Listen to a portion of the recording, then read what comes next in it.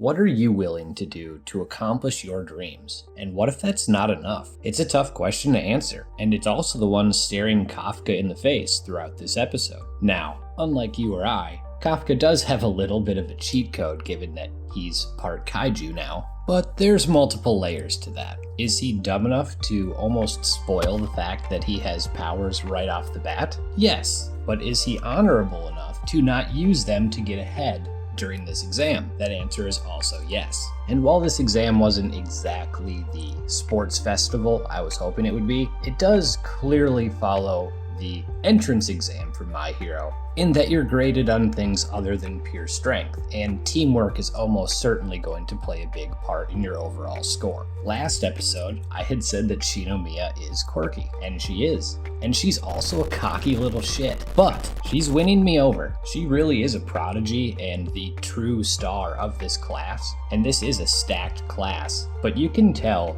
that despite the tough front she's putting on, she's rooting for Kafka. She was the one who stepped in to help him in this episode, and she's the one who's constantly been pointing out that he hasn't been living up to her expectations and that she's embarrassing him thus far. And that's clearly not to just rub it in his face. Ichikawa continues to be awesome and hilarious, and I like that when we show Mina, she's constantly just focused on Kafka. Her reactions are very stoic, but you can tell she's only looking at him and that she desperately wants him to succeed. I can't wait to actually see that stoic nature broken, but we didn't get that this episode. When they first show the exosuits, I thought for sure that was going to become some type of problem where they actually start to merge with your body, but they actually used it to set up power output, which I enjoyed. And I thought that what was going to happen is it was going to show an abnormally high level for Kafka. They went the other direction with it. It was an abnormally low output, which made it a lot more entertaining